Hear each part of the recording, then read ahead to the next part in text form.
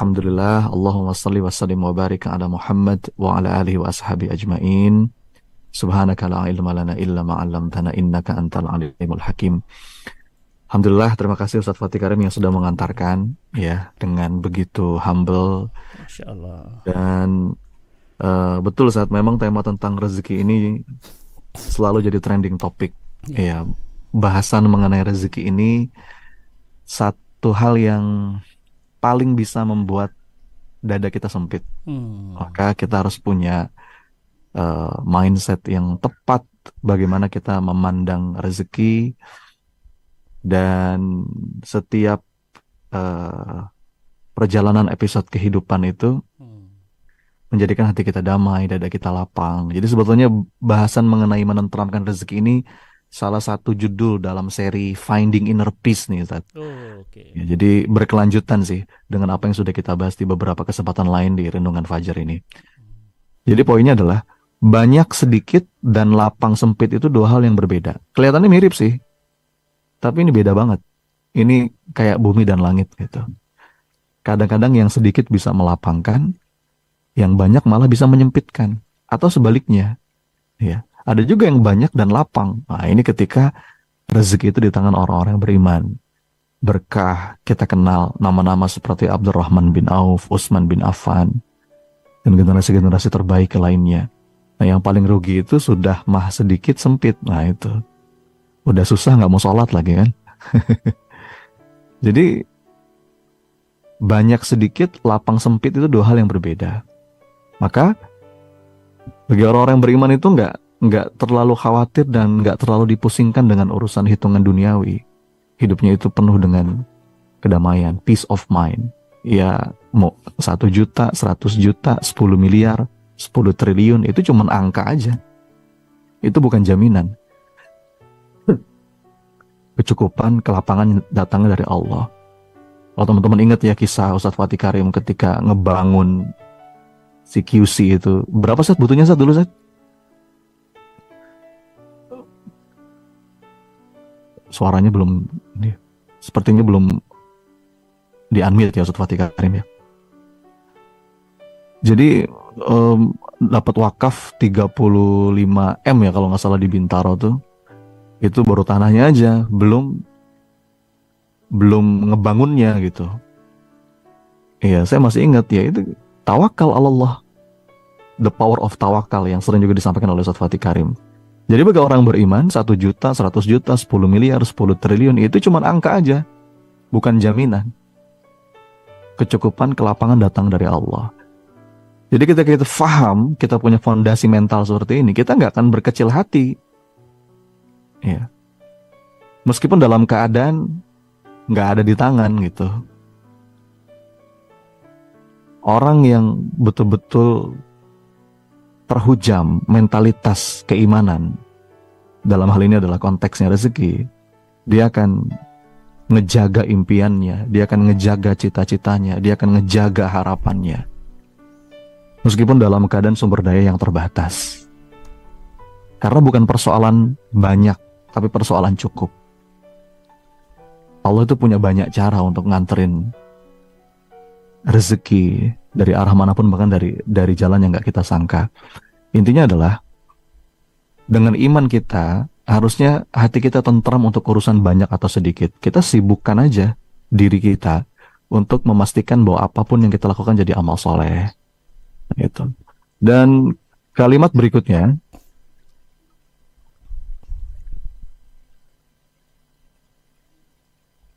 Ya, Mami. dan selanjutnya adalah kita harus sama-sama punya frame yang selaras nih tentang apa itu rezeki. Saya rasa kita semua sudah paham, dan dalam beberapa kesempatan Ustadz Fatih Karim dan guru-guru yang lain juga sudah sering mengupas tentang apa itu rezeki berkah. Yang pada intinya, sebagaimana yang saya tulis di slide, rezeki itu bukan tentang apa yang kita miliki, tapi tentang rasa yang kita nikmati. Ya, kalau ngomongin apa yang kita miliki, pada hakikatnya kan Allah nggak pernah ngasih kita hak milik. Allah hanya ngasih kita hak guna pakai. Kita nggak pernah punya apapun sebenarnya, melainkan semuanya hanya titipan. Jadi kita semua sudah paham, rezeki itu bukan sebatas hitungan rupiah. Rezeki juga bukan tentang tumpukan barang-barang mewah. Bahkan rezeki bukan tentang apa yang kita miliki, tapi apa yang kita nikmati. Ini persoalan rasa. Kalaupun seandainya ya, kita batasi misalkan, taruhlah kita anggap rezeki itu kita sempitkan maknanya sebatas urusan materi, finansial. Sekarang teman-teman, Bapak Ibu, Ayah Bunda sekalian, mungkin nggak kayak begini. Ada dua orang, gajinya sama, penghasilannya sama, profitnya sama, nominalnya sama persis. Tapi ternyata rasa nikmatnya itu berbeda di antara satu dan yang lainnya. Mungkin kan? Nah, itu bukti bahwa memang rezeki itu tentang rasa yang kita nikmati, bukan apa yang kita miliki. Berapa banyak orang yang mungkin secara status kepemilikan dia punya, tapi dia nggak nikmatin itu. Banyak nggak? Banyak. Ya.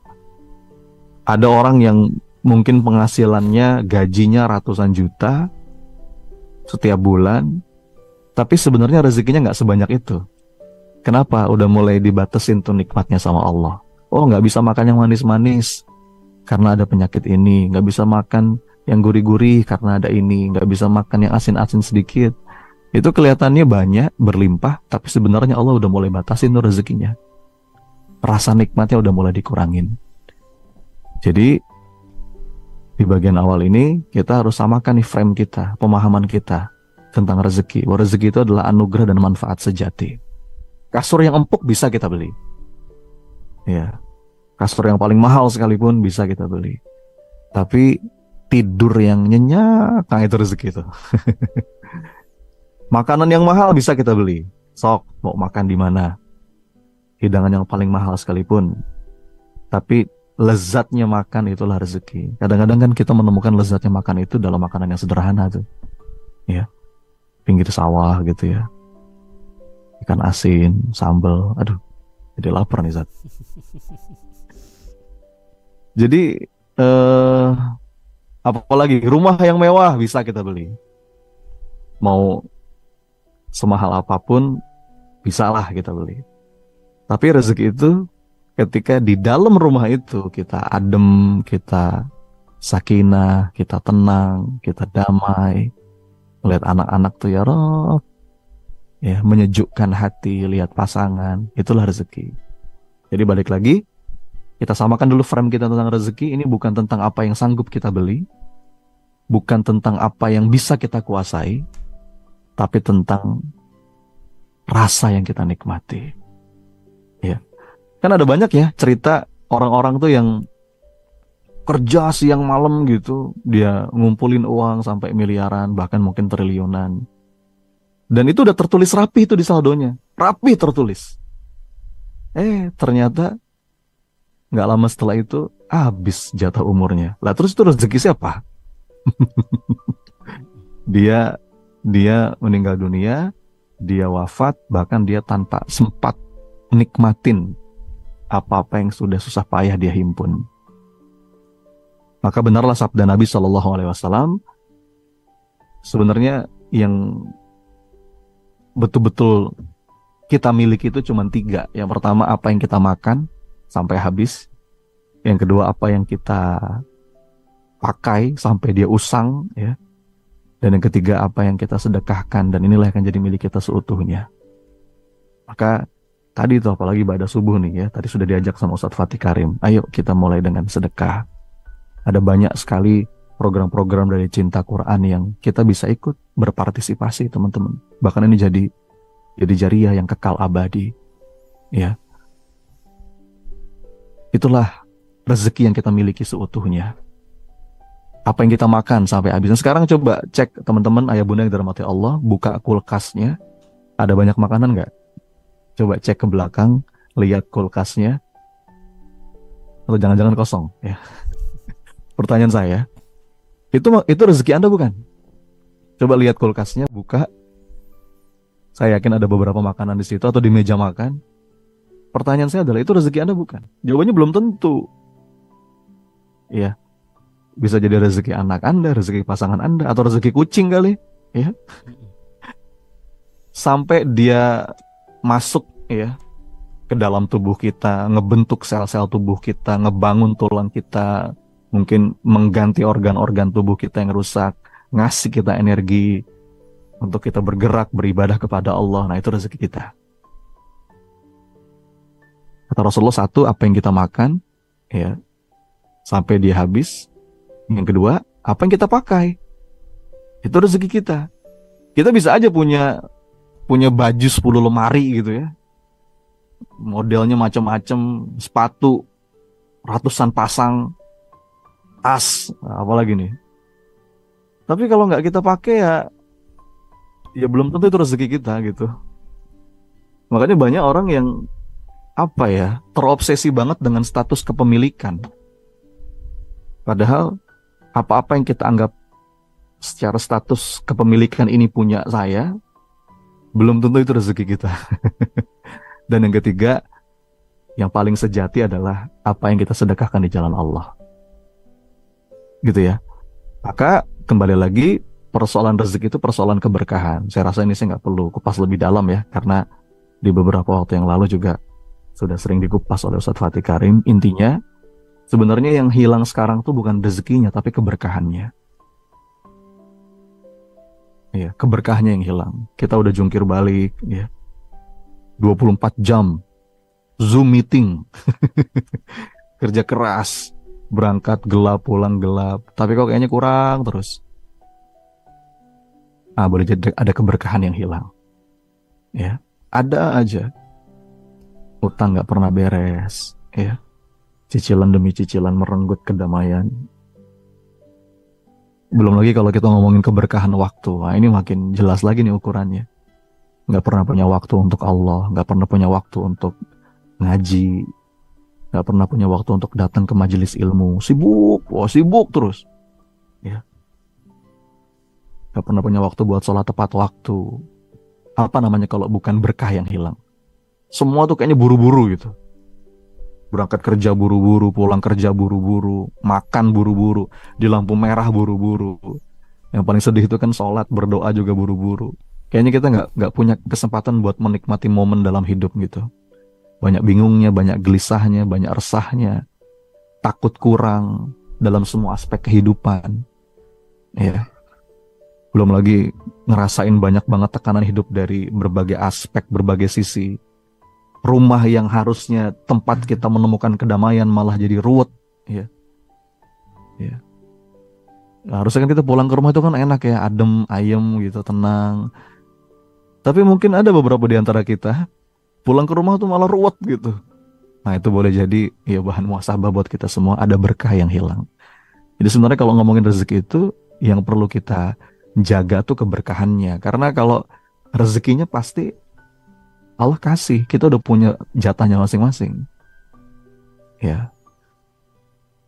Dan kalau kita masuk dalam definisi berkah, dan saya yakin ini sudah dibahas juga oleh para asatis, guru-guru kita yang lain, saya cuma mengingatkan dan menguatkan. Jadi kalau kata Imam Nawawi ya, dalam kitab Syarah Sahih Muslimnya itu, berkah itu apa sih? Pokoknya sesuatu nikmat yang itu terus bertumbuh, terus berkembang, terus bertambah. Dia ngedatengin kebaikan yang gak terputus, langgeng gitu. Ya. Nah, kalau definisinya kayak begini, pertanyaannya adalah, umur yang berkah tuh umur yang kayak gimana?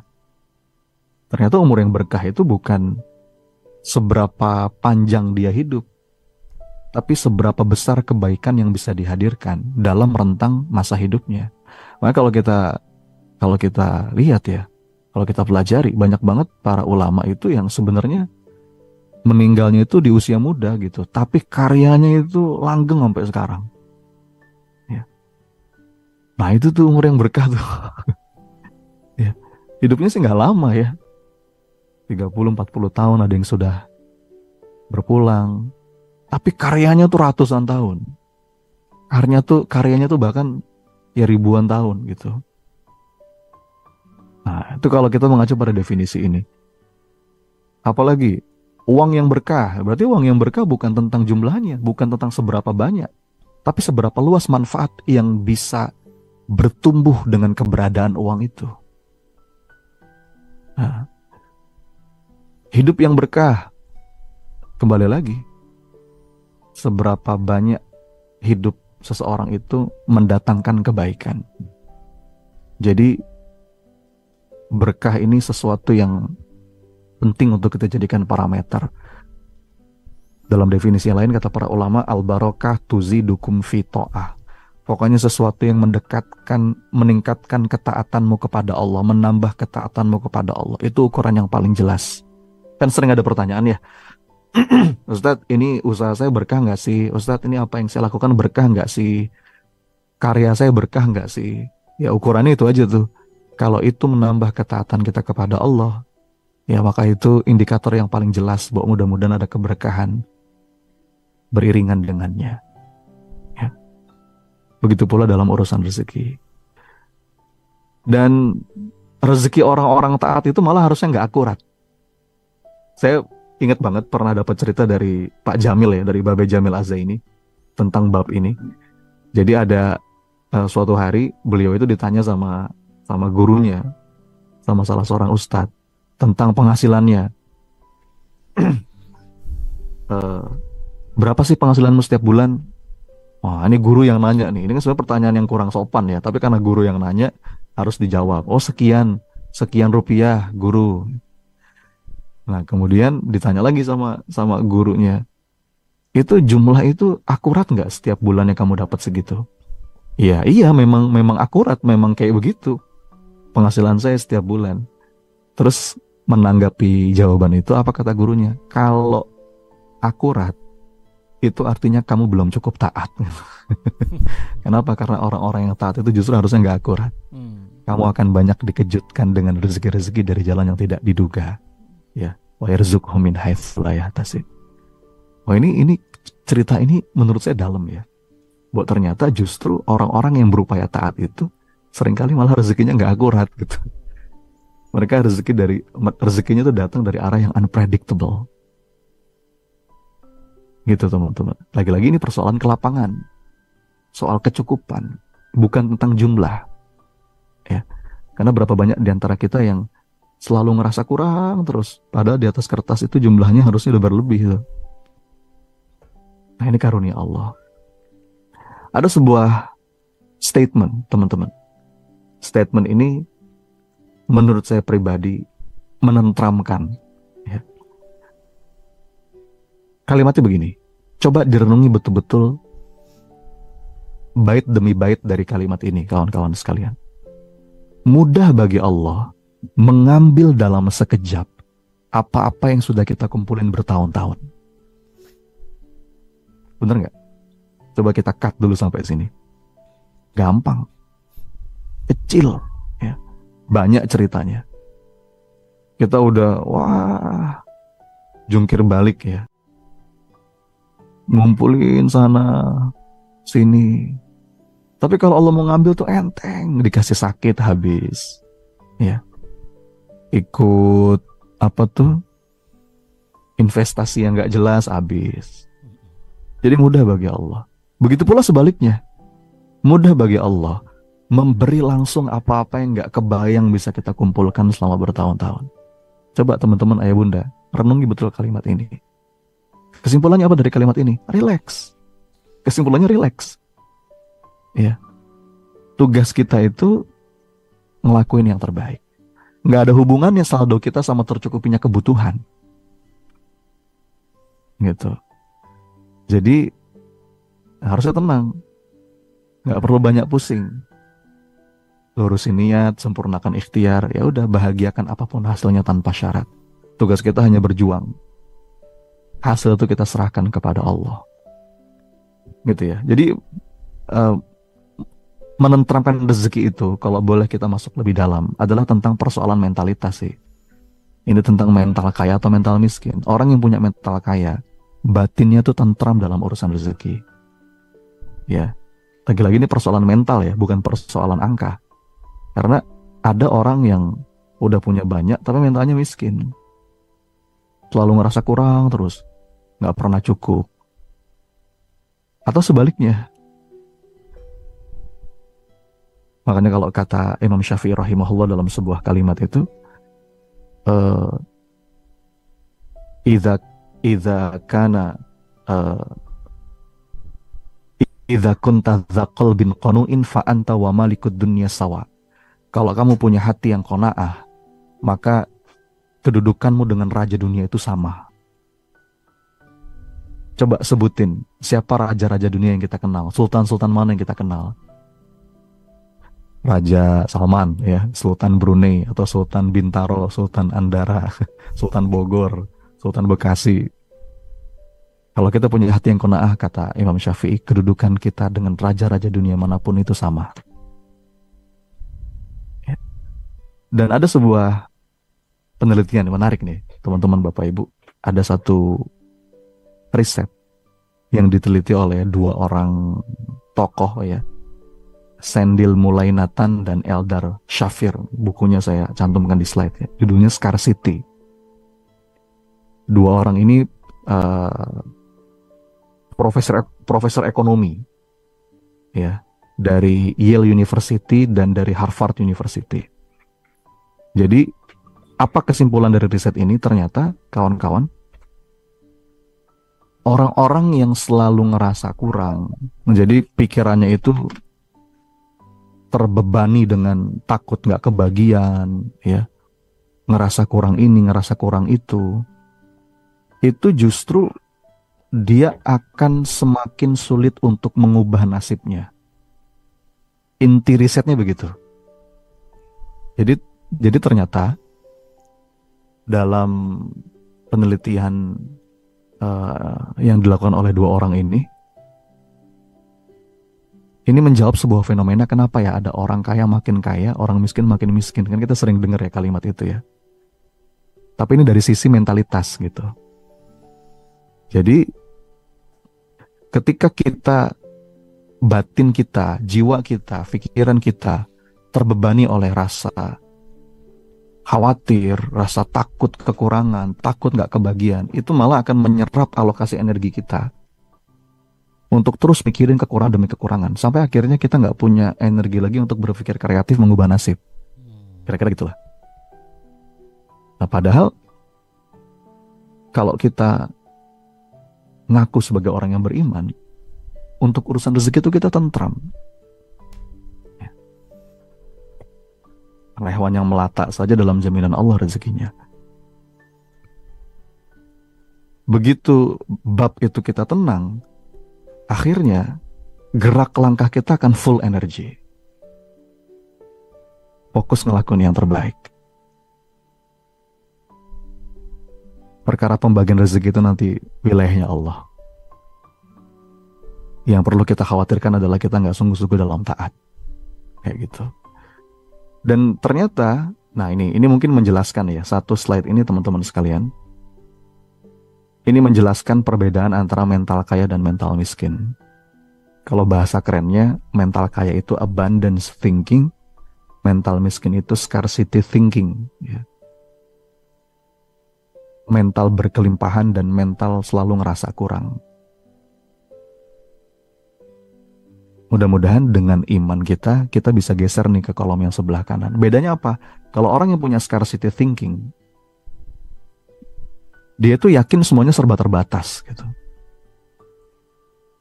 Akhirnya tadi, takut kurang ini, takut kurang itu. Tapi kalau orang yang punya abundance thinking, dia punya keyakinan semuanya serba melimpah.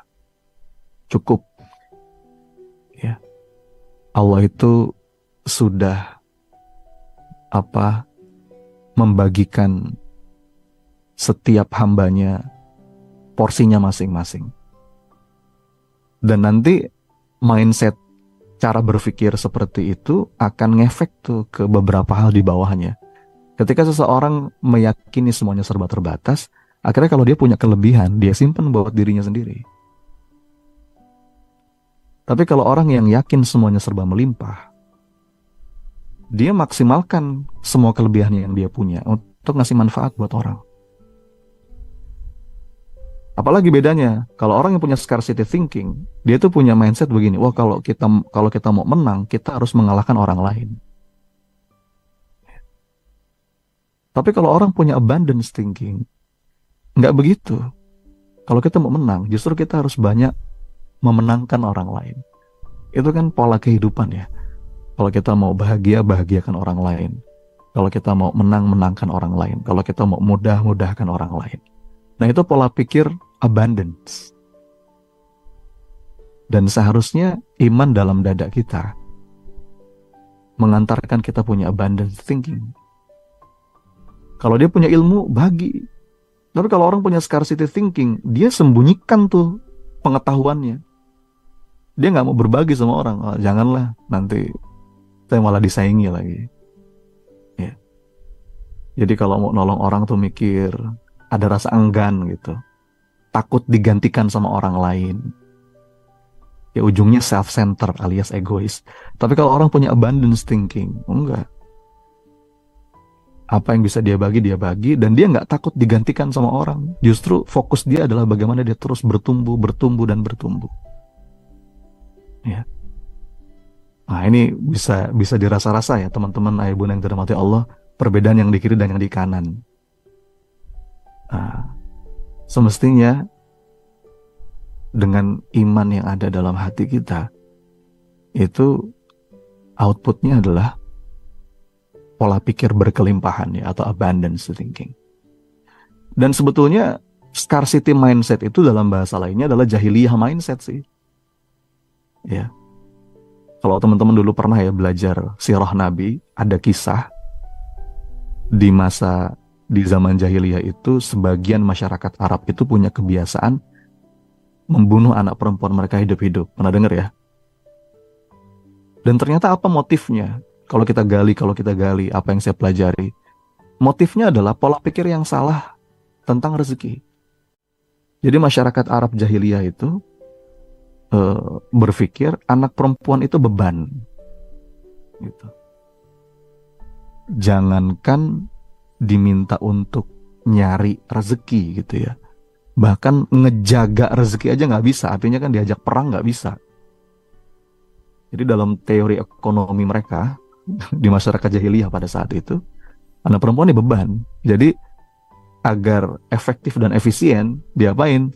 Bunuh aja. Na'udzubillah. Teman-teman, mungkin secara kasus di zaman ini udah nggak ada ya. Tapi kalau secara nilai masih ada nggak? Nah itu jahiliyah modern. Maka turun kan risalah Islam lewat Nabi Shallallahu Alaihi Wasallam. Turun ayat ini, diantaranya Quran surat Al-An'am. Wala taqtulu auladakum min imlaq. Jangan kamu bunuh anak-anak kamu karena kamu takut miskin. Nahnu narzukukum wa iyahum. Waduh, tegas banget kalimatnya. Kami yang ngasih rezeki kepadamu dan kepada mereka. Keberadaan saya nggak akan ngurangin rezeki Anda. Ya. Keberadaan kompetitor nggak akan ngurangin rezeki kita. Coba teman-teman, kalau mindset ini yang kita tanemin, kira-kira damai nggak, tentram nggak, ya, harmoni. Nah itu, lagi-lagi ini tentang pola pikir tauhid. Pola pikir tauhid. Ada satu gambar yang sempat viral beberapa waktu yang lalu. Pernah lihat nggak gambar ini? Ini menurut saya mewakili tentang tema menentramkan rezeki. Ini seorang pedagang ya, kayaknya di daerah Afrika gitu, sempat viral nih beberapa waktu yang lalu. Pedagang sederhana, terus dia nulis di depan etalasenya itu, kaifa akhofu minal fakri wa ana abdul ghani. Ya, Masya Allah. Bagaimana aku takut miskin, sedangkan aku adalah hamba yang maha kaya. Ini mental abundance. Ya. Ini bukti nyata. Tenang. Sebagaimana kata Sayyidina Umar bin Khattab, hatiku tenang karena aku tahu bahwa apa yang melewatkanku tidak akan pernah menjadi takdirku, dan apa yang menjadi takdirku tidak akan pernah melewatiku. Jadi, kenapa ini penting untuk diangkat. Karena berapa banyak di antara kita yang sering galau dalam urusan ini. Ya. Jadi untuk apa kita takut? Kaifa akhafu minal fakri wa ana abdul ghani. Sekarang udah mulai banyak tuh saya ngeliat kalimat ini di belakang stiker mobil gitu ya. Bagus. Jadi itu sebuah state, ya, state kemantapan hati. Maka apa yang perlu kita ubah? Jadi menenteramkan rezeki itu menurut saya adalah tentang menghijrahkan mindset kita. Yang pertama, hijrah mindset from money to worship. Jadi apa yang kita lakukan bukan semata-mata untuk uang, tapi ini persembahan ibadah kita, ya, sebagai seorang hamba, penghambaan kita kepada Allah. Jadi bangun pagi, mungkin bergerak ke pasar, bergerak ke kantor, macet-macetan, desak-desakan di kereta, gitu kan, ketemu klien, berkeringat, capek, sampai badan retek gitu, cari nafkah, rapat, meeting. It's not about money, but it is worship. Ini ibadah kepada Allah. Ini persoalan mindset aja sih kawan-kawan. Begitu kita geser itu, maka rasanya beda, ya. Berkahnya beda. Dan ini persoalan niat. Setiap lelah kita, setiap kerja kita itu bisa tidak bernilai ibadah kalau niatnya salah. Jadi hijrah mindset yang pertama adalah from money to worship. Yang kedua, from money to meaning. Jadi kita punya pemaknaan. Ini lebih dari sekedar uang. Bahwa apa yang kita lakukan untuk melayani orang lain misalkan. Kita menghijrahkan cara pandang kita, paradigm shift gitu. Kalau kita memandang kerjaannya cuma sekedar cari uang, akhirnya yang hadir perasaan terpaksa, perasaan tersiksa. Seakan-akan sekedar rutinitas tanpa makna. Geser cara pandang itu. Aktivitas menjemput rezeki itu bukan sekedar nyari uang, tapi lebih dalam. Ada ibadah, ada kontribusi, ya. Upaya untuk mencukupi diri, menjaga agar izzah keluarga itu ya terjaga.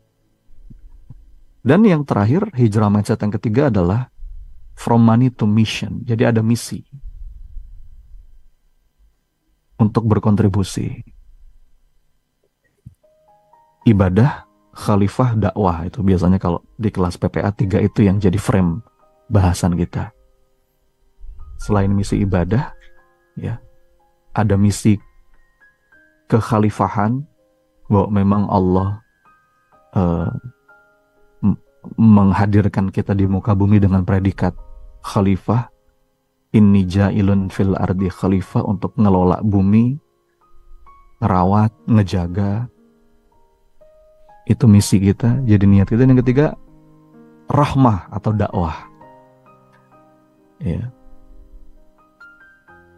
Geser niat, nilainya beda. Aktivitas yang sama, tapi dengan niat yang berbeda, nilainya beda. Sama-sama tidur, yang satu tidur aja, yang nggak ada niat apapun, ketiduran gitu ya, habis nonton bola tidur gitu. Yang kedua tidur juga, tapi dengan niat mudah-mudahan tidur ini jadi wasilah mengistirahatkan tubuh supaya nanti malam bisa bangun, sholat subuh di masjid, dan besok bisa fresh lagi untuk berkontribusi. Nah itu tidurnya sama, tapi nilainya beda karena niatnya beda. Itu ya teman-teman yang dirahmati Allah. Dan terakhir mungkin saya bungkus dengan sebuah pernyataan dari Ibnu Athaillah As-Sakandari. Ini kalimat juga dalam banget ya. Lagi-lagi tentang alokasi fokus energi kita. Kata beliau, kegigihanmu dalam mencari apa yang sudah dijamin, tapi kekuranganmu dalam melaksanakan apa yang diminta, itu menjadi bukti nyata butanya mata hatimu. Jadi apa-apa yang udah dijamin tuh, waduh, kita pikirin terus, fokus energi kita ke situ. Tapi apa-apa yang diminta, ibadah kita, amal soleh kita malah bersantai-santai ria. Kata Syekh Ibnu Athaillah As-Sakandari, itu bukti butanya mata hatimu. Harusnya itu balik kan? Sudah, dalam setiap kerja-kerja kita, dalam setiap upaya kita niatkan jadi ibadah. Hasil itu di luar kendali kita. Dan dalam beberapa riset psikologi pun dibuktikan sih, ketika seseorang itu bergerak, berjuang, berikhtiar tanpa merisaukan hasil, justru ikhtiarnya akan jauh lebih bertenaga dibandingkan kita bergerak, berikhtiar, berjuang dengan merisaukan hasil. Ya, tadi takut nggak kebagian, takut begini, takut begitu. Ikhtiar dengan hati yang damai, dengan jiwa yang tentram, itu lebih powerful dan lebih bertenaga.